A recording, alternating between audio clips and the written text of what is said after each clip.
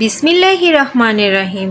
Hi everyone, আসসালামু আলাইকুম। Kohinoor cooking house থেকে সবাইকে ওয়েলকাম করছি।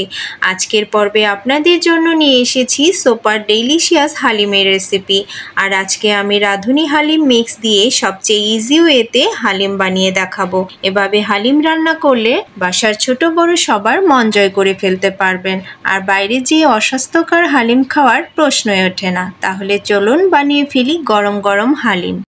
প্রথমেই আমি রাঁধুনি হালিম মিক্সের প্যাকেটটি নিয়ে নিলাম। এখন প্যাকেটটা খুলে নিচ্ছি। দেখতেই পাচ্ছেন দর্শক, এখানে দুইটা প্যাকেট রয়েছে, একটি বড় ও একটি ছোট।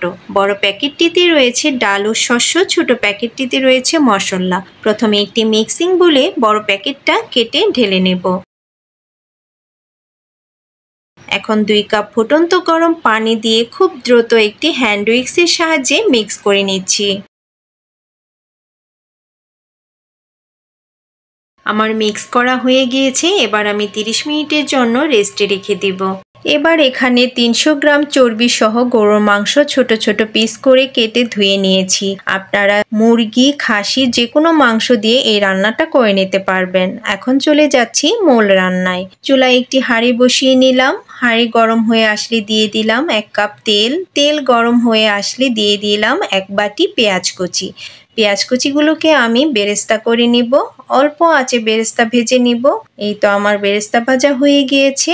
এখান থেকে কিছু বেরেস্তা তুলে রেখে দিব, আর কিছু বেরেস্তার মধ্যে আমি মাংসগুলো কষিয়ে নিব। দিয়ে দিব গরম মশলা। এখানে আছে তেজপাতা, দারুচিনি, এলাচ, লবঙ্গ ও গোলমরিচ। এখন দিয়ে দিচ্ছি মাংসগুলোকে আমি বেরেস্তার সাথে ভেজে নিব।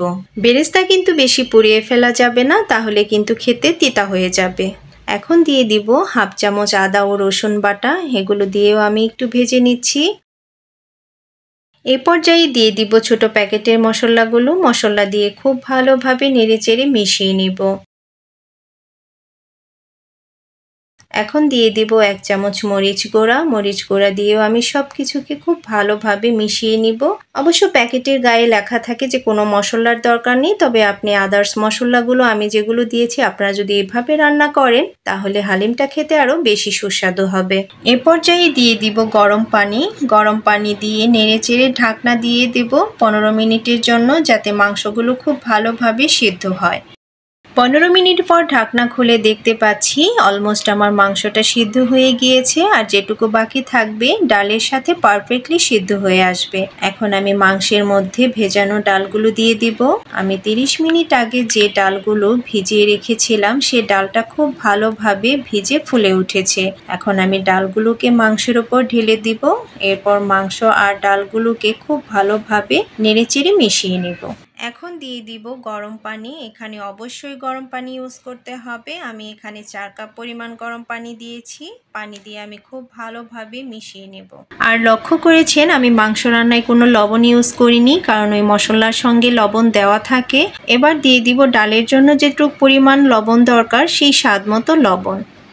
এখন ডালগুলোকে আমি 30 মিনিটের জন্য খুব ভালোভাবে রান্না করে নিব, যাতে ডালগুলো খুব পারফেক্টলি সিদ্ধ হয়। এ সময় চুলার আঁচটা মিডিয়াম টু লো হিটে রাখতে হবে। এ পর্যায়ে কন্টিনিউয়াসলি নাড়তে হবে যাতে করে নিচে লেগে না ধরে। এই সময় ঢাকনা দেওয়ার কোনো দরকার নেই, খুব ধৈর্য ধরে অনবরত নাড়তে হবে।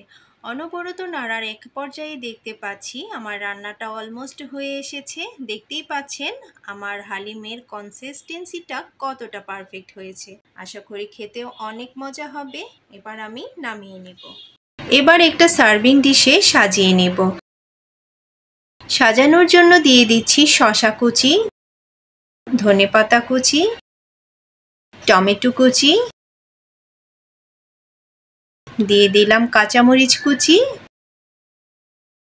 দিয়ে দিচ্ছি জুলিয়ান করে কেটে রাখা আদা, দিয়ে দিলাম পেঁয়াজের বেরেস্তা ভাজা, আর লেবু দিয়ে সাজিয়ে নিয়েছি। আপনারা আপনাদের পছন্দ মতো সাজাতে পারবেন। আর 1 প্যাকেট হালিম রান্না করলে 7-8 জনকে অনায়াসে পরিবেশন করতে পারবেন। হালিম খেতে কিন্তু এমনিতেই অনেক মজার, আর নান রুটি দিয়ে খেতে কিন্তু বেশ লাগে। আজকে আমি বাসায় নান রুটির সাথে পরিবেশন করেছি। টেস্টির কথা যদি বলি, মাশাআল্লাহ, this is the best haleem ever. চাইলে আপনারাও এই রেসিপিটি বাসায় ট্রাই করতে পারেন। আমার ভিডিওটি যাদের ভালো লেগেছে তারা অবশ্যই লাইক, কমেন্ট ও শেয়ার করে পাশে থাকবেন। সবাই ভালো থাকবেন, দেখা হবে অন্য কোনো ভিডিওতে। আল্লাহ হাফেজ।